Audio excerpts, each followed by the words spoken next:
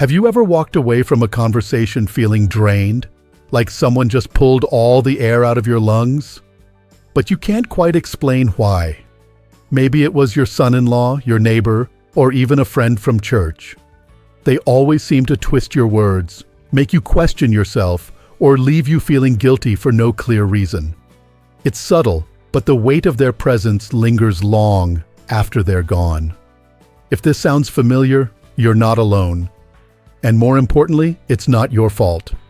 As we get older, many of us grow more reflective, more compassionate, and more forgiving.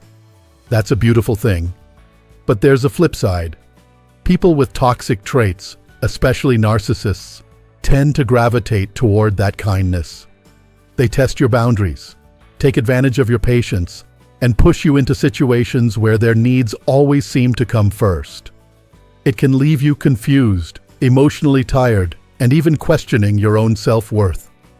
But here's the good news. You have more power than you realize. You don't need to confront them with anger or turn your life upside down. You just need to know how to protect yourself, calmly, clearly, and without apology. In this video, we're going to talk about 10 strategies that can help you do exactly that. These are simple, practical tools to help you keep your peace of mind, stand strong in who you are, and gently, but firmly, take back control. Let's begin right where it matters most, knowing your boundaries and standing by them. You see, a narcissist thrives on pushing limits. They'll ask you for favors that make you uncomfortable, manipulate you into conversations that go nowhere, or insist that their way is the only way. And if you say no, they'll act like you're the selfish one. But the truth is, saying no isn't selfish. It's self-respect. You don't need to raise your voice or argue. In fact, the most powerful thing you can do is calmly set a limit and then follow through. If someone asks you for something you don't want to give, your time, your money, your energy, you can say, "I'm not comfortable with that," and leave it at that. No long explanations, no guilt, just clarity. Holding your standards might not make you popular with a narcissist, but it will absolutely protect your spirit. And the more you practice this kind of calm strength, the easier it becomes. Now let's talk about something equally important, believing in yourself. Narcissists have a way of making you feel like you're always one step behind, like you're not quite smart enough, strong enough, or valuable enough unless they say so. But their opinion isn't the truth. It's a reflection of their own insecurity, not your worth. You've lived through decades of challenges. You've raised families, held jobs, built friendships, survived heartbreaks, and you're still here. That alone makes you worthy of love and respect. So don't let someone's careless words make you doubt your strength. When you start trusting your own voice again, when you say to yourself, "I know what's right for me," you begin to chip away at their control, because narcissists don't know what to do with someone who won't shrink in their shadow. You don't have to shout, you don't have to fight. Just stand firm in who you are. Your confidence, even if it's quiet, is powerful. And here's something else they can't stand: your happiness, especially when it doesn't depend on them. Narcissists want to feel like they're at the center of your world. If you're smiling, they want to believe it's because of them. If you're struggling, they want to believe only they can fix it. So when you start finding joy in simple things, in your morning coffee, your garden, your hobbies, your grandkids, and you stop looking to them for approval, it unnerves them. They'll notice when you stop bending over backward to make them happy. And they'll notice when you begin to enjoy life without their input. The best part, you're not doing this to them. You're doing it for you. You're choosing peace. You're choosing your own life. And in the process, you're slowly removing the emotional fuel they depend on. It doesn't mean you have to make some grand announcement. You just begin to redirect your energy from trying to please them to truly nurturing yourself. Of course, that's easier said than done if you're constantly second-guessing your decisions. That's where another powerful strategy comes in. Stop apologizing for who you are. If you have a strong opinion, say it. If you have a preference, share it.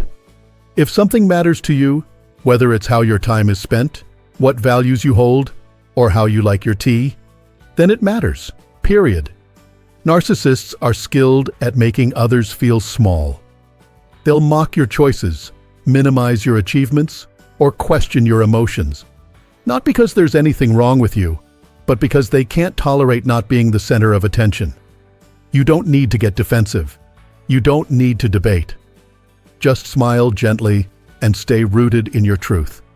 You might be surprised how freeing it feels to say, "This is who I am, and I'm okay with that." And here's another thing. You don't have to explain every choice you make. You want to spend less time with someone who drains you? You can. You want to keep your phone on silent in the evenings? You can. You want to step out of conversations that feel toxic or hurtful? You can do that too. It's your life. You've earned the right to protect your peace, your energy, and your time. All of this, holding your standards, believing in yourself, finding joy outside their orbit, and refusing to shrink. It isn't about punishing the narcissist. It's about reclaiming the space they've tried to occupy in your life. It's about taking your power back without losing your compassion. And most importantly, it's about remembering that you matter too. We're just getting started. There are still more powerful strategies you can use to protect yourself and break the emotional grip a narcissist might have on you. But for now, just take a moment to breathe. Let these first ideas sink in. Think of them not as rules, but as gentle reminders that you deserve to be treated with kindness, including by yourself. You know, something truly empowering begins to happen when you stop explaining yourself. When you realize you don't owe anyone an apology for being thoughtful, cautious, or just a little quieter than you used to be. That's not weakness. That's wisdom. It's the grace that comes with age. And when you start embracing it, narcissists begin to lose their grip. Now, let's talk about another tactic they love to use: taking advantage of your kindness. Some people see your warmth as a gift. Others, especially narcissists, see it as an opportunity. They know you don't like confrontation. They know you've always put others first, and they count on that. They might guilt you into saying yes when your gut says no, or flatter you just enough to keep you helping them again and again, while giving almost nothing in return. But you are allowed to say no. In fact, sometimes it's the kindest thing you can do, for yourself and even for them. If someone is constantly asking for favors, emotional labor, or your time, ask yourself, do they show up for me in the same way? Or is this always a one-way street? You don't need to explain your no. A simple, "that doesn't work for me," is more than enough. You're not being rude. You're being real. And every time you choose to protect your energy instead of pouring it into someone who drains you, you're sending a powerful message: I am not here to be used. This brings us to something else narcissists really can't stand: being ignored. They thrive on attention, whether it's praise, pity, or even your anger. Any reaction tells them they still matter to you. But silence, that's something they can't control. If they send you a message designed to provoke or guilt trip you, and you don't reply, that silence echoes louder than any argument. If they tell a dramatic story to pull you back in, and you nod without engaging, it chips away at the control they once had. You're not giving them the reaction they crave. And without that reaction, they start to lose interest. That doesn't make you cold. It makes you calm. And that calmness, it's a shield. But don't worry. Ignoring them doesn't mean you have to be cruel or harsh. It just means choosing not to feed into their games. It's taking a step back and remembering that you are not responsible for managing anyone else's emotional roller coaster, especially not someone who constantly tries to throw you off balance. Now, you might be wondering, how do I stay calm when they're so good at getting under my skin? Narcissists have a way of knowing exactly what to say to provoke you. A cutting remark, a sarcastic dig, a carefully crafted insult disguised as a joke. And if you're like most people, you probably feel the urge to defend yourself, explain yourself, or snap back. But here's a little secret: you don't have to respond at all. The moment you stop letting their words define your mood, you take back your power. Take a breath. Pause. Remind yourself, this is not about me. This is about them. Their criticism is a projection of their own insecurity. Their sarcasm is their way of masking fear. Their bitterness? It's not your burden to carry. You are allowed to hear their words and walk away untouched. You're allowed to say, "That's not something I choose to take on." And then leave it at that. Sometimes, silence is stronger than any comeback. Of course, not every situation can be brushed off with silence. There are times when the best thing you can do is speak up, especially when someone's behavior crosses a line. Narcissists hate being called out. They'll often try to flip the script, making you look like the problem. But when you calmly and clearly point out bad behavior, it puts the spotlight where it belongs. You don't have to yell, you don't have to make a scene, but you can say something like, "When you speak to me that way, I don't feel respected." Or, "I'm not okay with how that just went." Say it once, say it simply, and then let it sit. If they get defensive or try to turn it around on you, you don't have to stay in the conversation. You've made your boundary clear, and that's enough. Calling someone out isn't about punishment. It's about clarity. You're drawing a line, not to hurt them, but to protect yourself. And the truth is, most narcissists would rather avoid someone who sees through their games than face the discomfort of being exposed. Which leads us to one of the most powerful strategies of all: finding joy in your own life. There is nothing more threatening to a narcissist than a person who no longer needs their approval. When you begin to find happiness in small things, your garden, your daily walk, a good book, the smile of a grandchild, you're showing the narcissist that your well-being isn't tied to their validation. And that is terrifying to them. They want to believe they hold the key to your emotions. But the truth is, your peace is already within you. It's in the quiet moments, the people who truly care, and the routines you've built over time. You don't need drama to feel alive. You don't need their attention to feel seen. You don't need their praise to feel proud. In fact, the more you detach from their approval, the more they realize how little power they truly have. And here's the beautiful part. Once you stop chasing their recognition, you begin to recognize yourself again. So, take back your mornings, protect your afternoons. Choose your company wisely. Fill your space with people and activities that make you feel like you. It may sound simple, but it's revolutionary, especially if you've spent years adjusting your life to meet someone else's demands. You are not here to be controlled. You are not here to be criticized. You are not here to keep the peace at the cost of your own well-being. You are here to live with dignity, with strength, and with joy. And if someone can't respect that, well, maybe they were never meant to have that much access to your life in the first place. Sometimes the strongest thing you can do isn't to fight back. It's to stop playing the game altogether. When you reach a certain age, you begin to realize that not every argument needs your energy. Not every person deserves a seat at your table, and not every voice in the room is worth listening to. You've earned your peace, and keeping it becomes more important than proving a point. Narcissists, though, hate peace. They thrive in chaos, especially the kind they create. That's why one of the most powerful ways to shake their foundation is to simply stop giving them attention. They may start drama just to get a reaction.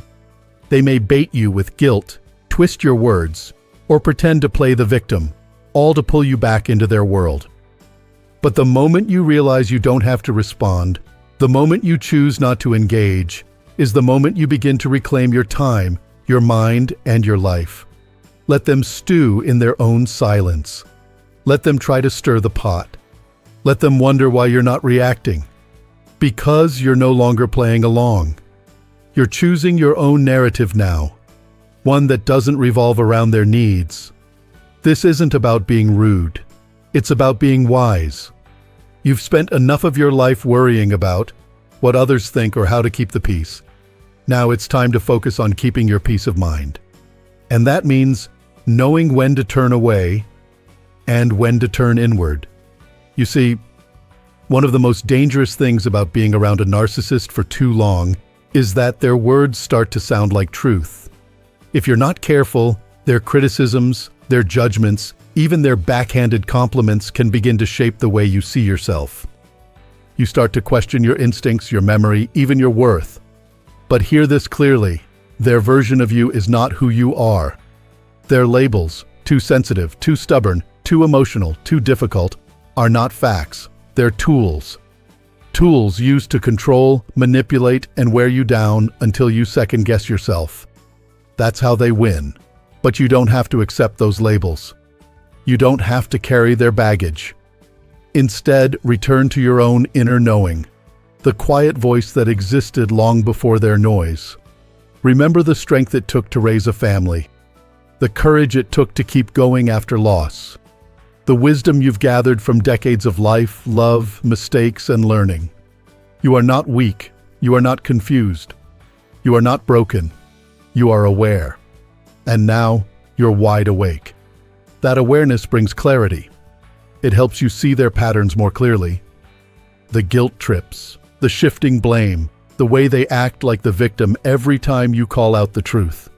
And it gives you the courage to stop carrying what was never yours to begin with. Maybe the most courageous thing you can do is this. Choose to walk away from people who refuse to treat you with basic kindness and respect. It's not giving up. It's growing up in the best possible way.